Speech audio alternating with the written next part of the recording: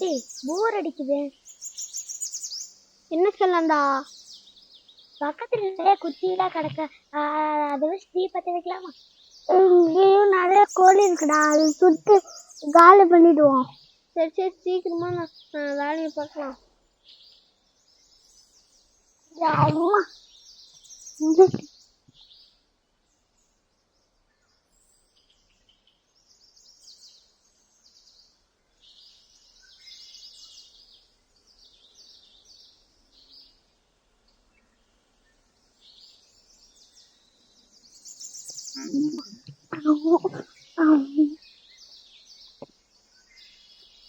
போதும் போதும்.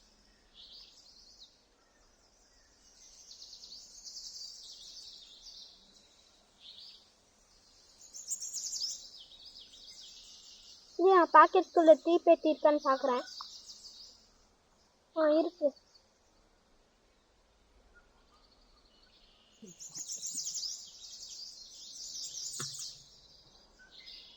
ஐயோ, இது பத்தவே மாட்டேங்குது. நல்லா ட்ரை பண்ணி பாடுறா. டேய் இருடா, நல்லா ட்ரை பண்றேன்.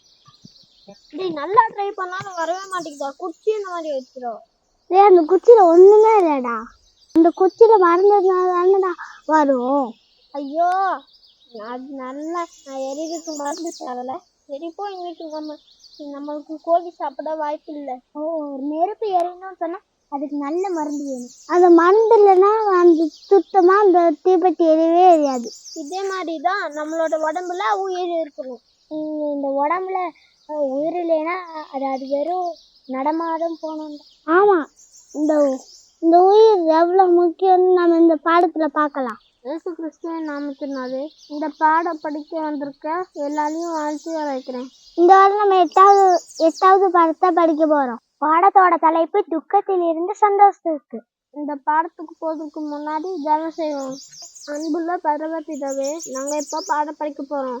கூட இருங்க. இயேசுவின் வழியாய் ஜெபிக்கிறோம், ஆமென். இந்த பாடத்துக்கான மனப்பாட வசனம் எரேமியா 31:13 எடுக்கப்பட்டிருக்கு. நான் அவர்கள் துக்கத்தை சந்தோஷமாக மாற்றி அவர்களை தேற்றி அவர்கள் சஞ்சலம் நீங்க அவர்களை சந்தோஷப்படுத்துவேன். இந்த பாட்டுல இருந்து நம்ம என்ன தெரிஞ்சுக்கிறோம்னா, ஆண்டவர் அவரோட அன்பையும் அவரோட கிருபையும் நம்மளுக்கு இலவசமா தராரு.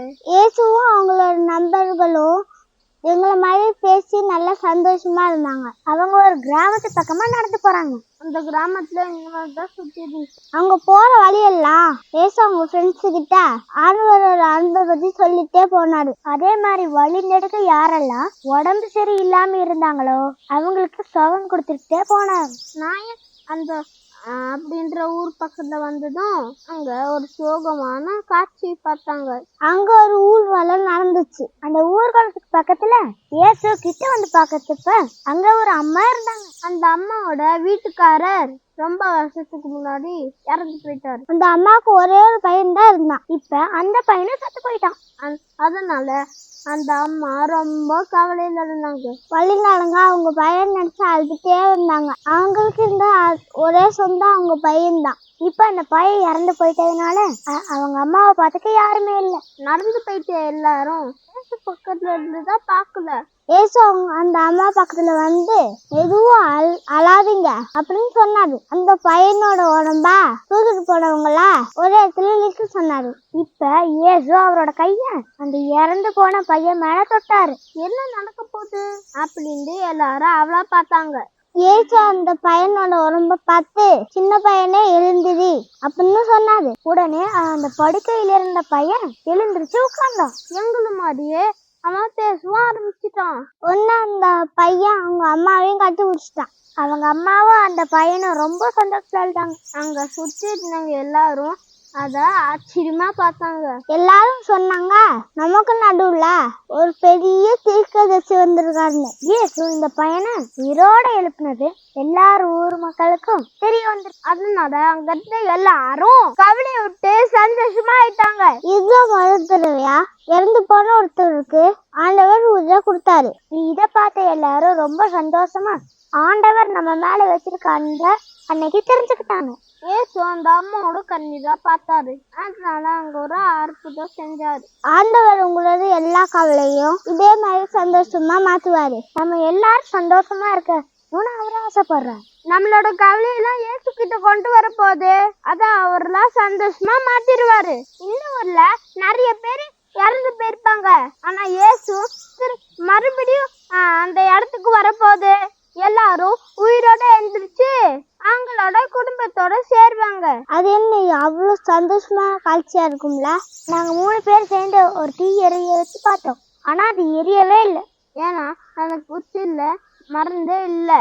எப்படி அந்த நெருப்பு ஏறி இருக்கு? அந்த மருந்து அவசியமோ நம்ம உயிரோட இருக்கிறதுக்கு. ஏசு நமக்கு கொடுத்த அந்த உயிர் அவசியம். இந்த உயிரை ஆண்டவர் நமக்கு அன்போட திருவையா கொடுத்துருக்காரு. இதுக்காக நீங்க எல்லாரும் ஆண்டவருக்கு நன்றி சொல்வீங்களா? இந்த பாடத்தை என் கூட சேர்ந்து படிச்சதுக்கு நன்றி.